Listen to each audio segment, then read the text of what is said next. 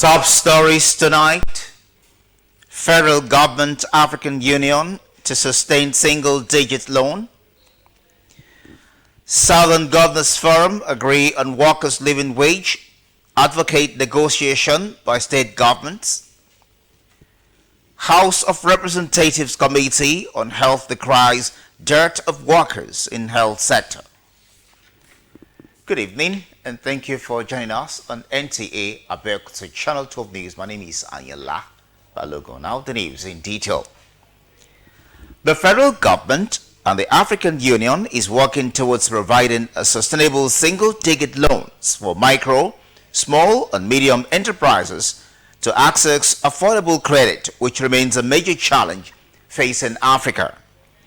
Deputy Chief of Staff to the President, Ibrahim Adeje, stated this at the opening of the 2024 International Dialogue organized by the federal government and African Union.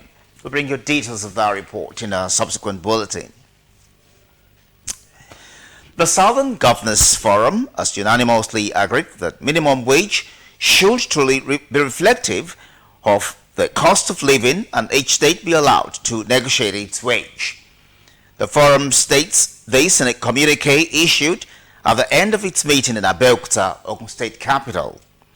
While acknowledging the need to address inadequate power supply in the country, the forum advocated total deregulation of petroleum industry, calling on state governments to implement quick transition to compressed natural gas energy supply for vehicles to reduce cost of transportation.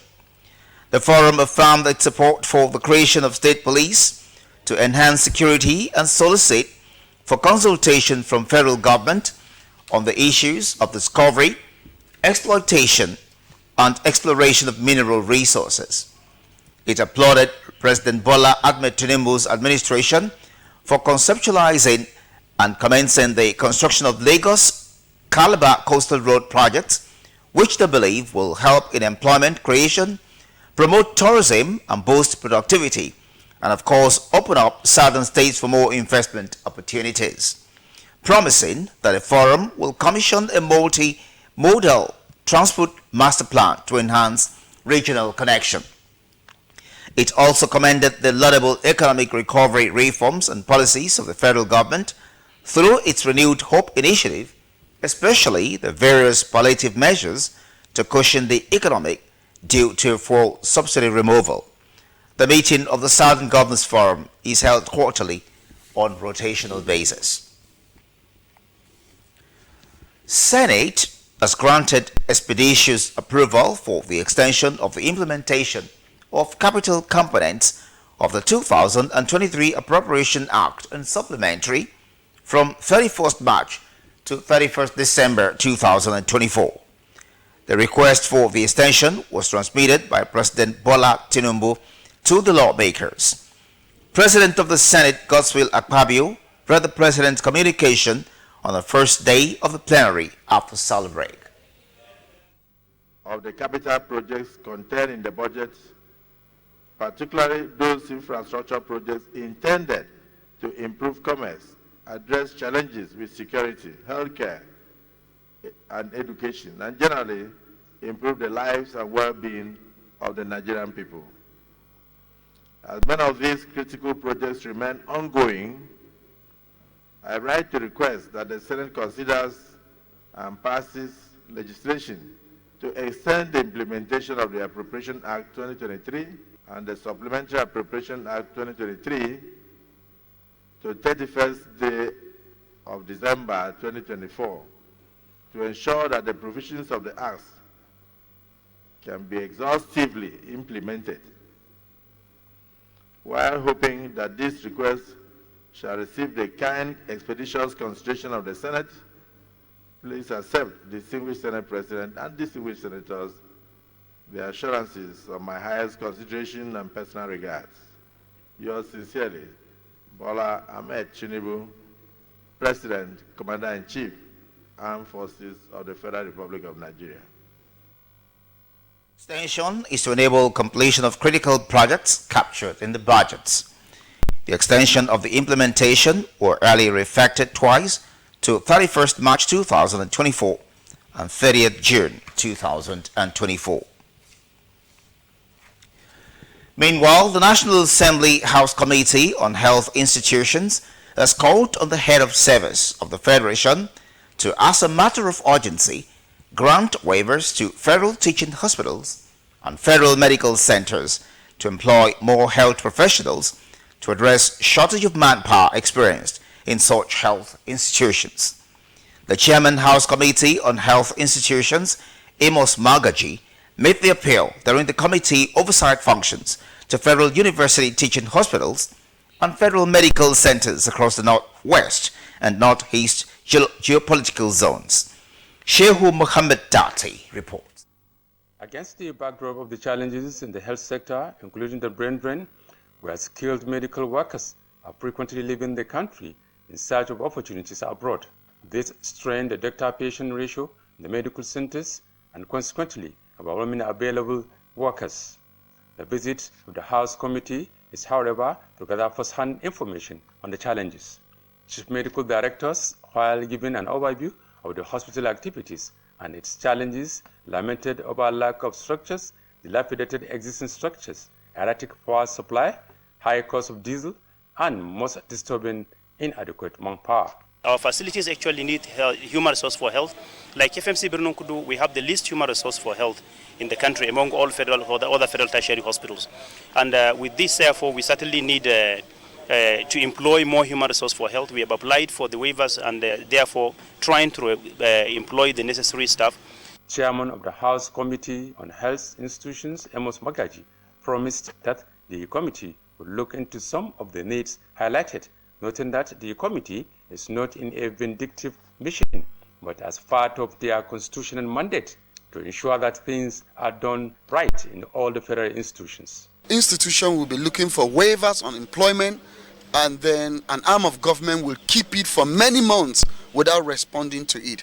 We say no to it, and that should never happen in a country whereby the manpower shortage, especially human resource for health, is becoming a problem.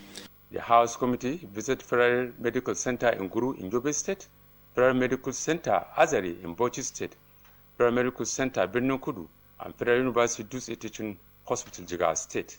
In Dutse, Shehu Muhammad Dati, NTA News. In related development, the National Health Insurance Authority, NHIA, has launched a fistula-free intervention program, which promises to reach out to vulnerable women in 4 pilot states in Nigeria.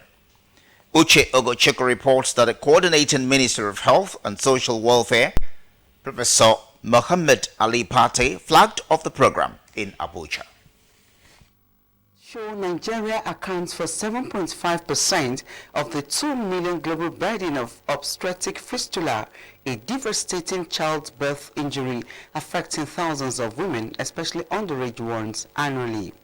The NHIA says it committed huge resources to the fistula-free intervention program, including funding for surgical interventions, rehabilitation services, and public awareness campaigns geared towards destigmatizing fistula and encouraging affected women to seek help. We're looking at, the design of the Vulnerable Fund to prioritize equity and enhance safety nets for the poor and vulnerable. Beyond the treatments, the plan is to also ensure that they are enrolled into a social health insurance program that will cater to them so that we can build sustainability to the outcomes that we have achieved. The authority plans to roll out this initiative nationwide, starting with 4 pilot states. To this end, the NHIA, HMOs and fistula centers signed a 1-year renewable memorandum of understanding to provide a comprehensive care spanning from prevention to treatment for every woman in need. This is a huge relief for the center, but it will now free us to do a lot of preventive activities in our various in the various communities. Many women have fistula because they don't have access to this high-level service. That is what we're trying to fix in the sector-wide program, to improve the health outcomes, starting with women and children, through the primary healthcare system, so that we can crush maternal mortality. Coordinating Minister of Health and Social Welfare, Professor Mohammed Ali Pate, inaugurated a steering committee chaired by NHIA Director General Dr. Kelechi Ohiri to, among other things, provide strategic guidance and direction for the intervention. Uche Ugochukwu, NTA News. Channel 12 News continues shortly. Stay with us. Okay, bye. Today, bad man. Let me call phone call now. Help my ministry. You know, say me be your main guy. Afa now or spot me data now. Baba Tunde, my G from under the mother. You know, say me first ask since last week. Huh? What are you guys going to give me first? Can I have all of my beverages? Guy, Afa, come now. Make I spoil you with cinema tickets. You can have my lucky underwear. Guys, just get on Glow Campus Booster. Enjoy 100% data bonus on campus with Glow Campus Booster. Dial *312# and flex on campus non-stop. Power your relentless ambition with ultra-high-speed data. Glow Unlimited.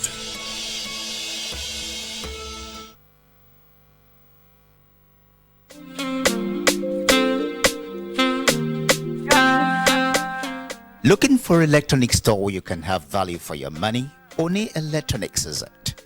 Oni Electronics, we offer variety of modern electronic gadgets at affordable price. We are located behind the shopping complex opposite General Post Office, Nta Abeokuta. For inquiries, call 0803-350-6850.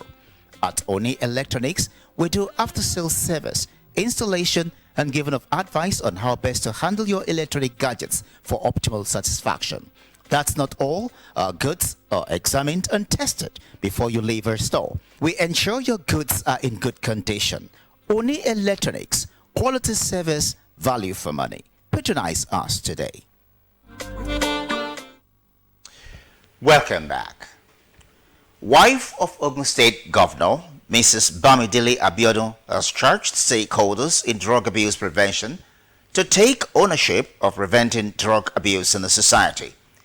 Mrs. Abiodun, during a sensitization walk organized by NDLEA in Ogun State in commemoration of the United Nations International Day Against Drug Abuse and Trafficking in Abeokuta, emphasized the importance of collective responsibility in tackling the menace of drug addiction in the society. Oyi Consola Ojelade has details of the report. Law Enforcement Agency NDLEA Open State Command organized the walk to mark the United Nations International Day Against Drug Abuse and Trafficking.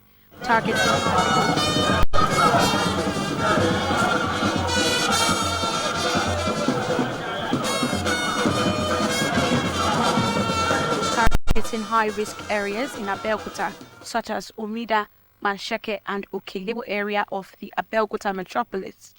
Wife of Ogun State Governor Bamidele Abiodun, while addressing the team, says stakeholders must be resolute in combating drug addiction and trafficking and encouraged the public to play an active role in preventing drug abuse in their various communities. Thank you for all of us that are assembled here, the market women, the people in the neighborhood. We're here to work in recognition of today, which is the United Nations International Day Against Drug Abuse and Use and Illicit Drug Trafficking.